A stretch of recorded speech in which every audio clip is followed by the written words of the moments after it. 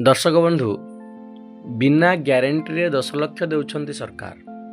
जानतु केमिति करिवे आवेदन।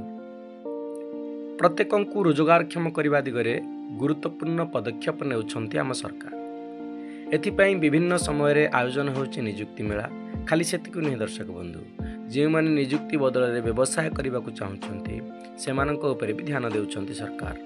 वर्तमान समय रे प्रत्येकंकु रोजगारक्षम करने दिगरे गुरुत्वपूर्ण पदक्षेप नेउछंती आम सरकार। एथिपाई विभिन्न समय आयोजन होछि नियुक्ति मेला। खाली सेतिक नुहे, जो माने नियुक्ति बदल में व्यवसाय करने को चाहते सेमानक उपरे भी ध्यान देउछंती सरकार। एथिपाई आरंभ होबाकु जाउछि नियुक्ति सृजन कार्यक्रम। यह एक क्रेडिट लिमिट सब्सिडी स्कीम। सरकारंकर एही स्कीम अनुसार उत्पादन क्षेत्र बा मैन्युफैक्चरिंग यूनिट पाई 50 लाख टंका और सर्विस सेक्टर पाई 20 लाख टंका पर्यंत ऋण देवे आम सरकार। तेबे एथिपाई हिताधिकारी को मोट विनियोगर अति कम रे 5% अर्थरे व्यवसाय आरंभ करने को हेबो। बाकी टंका 5टी वित्तीय वर्ष रे जोगाई देवे सरकार।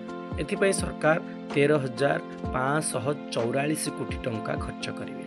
सरकारंकर एही प्रोग्राम रे ग्रामीण अंचल रे ऋण ग्रहीता को 35% पर्यंत सब्सिडी मिलिबो। सहरांचल रे रहुथिबा हिताधिकारी को एही प्रोग्राम रे 25% पर्यंत रिहाती मिलिबो। तेबे एथिरे 10 लाख टंका पर्यंत ऋण पाई हिताधिकारी को कौनसी ग्यारंटी देबाको पड़िबो नाही। ग्रामांचल और सहरांचल रे थिबा कारीगर और बेकारी युवगोष्ठी को नहीं एक व्यवसाय आरंभ करने सह आत्मनिर्भरशील कराइबा सरकारंकर मुख्य उद्देश्य। दर्शक बंधु, दादन श्रमिक प्रथा को रोकिबा दिगरे यह एक पायलट प्रोजेक्ट भली काम करि पारे।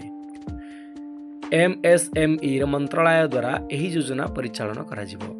एही योजनार लाभ उठाइबाकु हिताधिकारी भारतीय होइथिबा आवश्यक, बयस 18 वर्ष रु अधिक होइथिबा दरकार, सेही भली आवेदनकारी अष्टम पास करथिबा दरकार। खाली सेतिक नुहे दर्शक बंधु, हिताधिकारी अन्य कौनसी सरकारी रिहाती योजनार लाभ उठाइथिले एही योजनार लाभ उठाई परिबे नाही। एथिपाई हिताधिकारी ऑनलाइन आवेदन करि परिबे।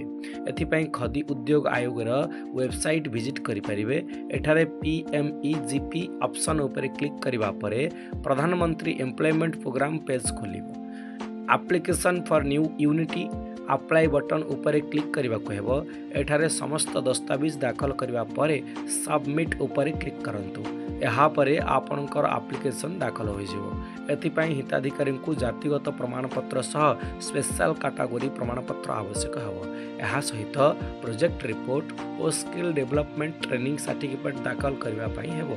खाली सेतिक नुहे, एथिपाई सरकारक द्वारा दिया जाइथिबा कौनसी एक परिचय पत्र मध्य दाखल करने को पड़िबो।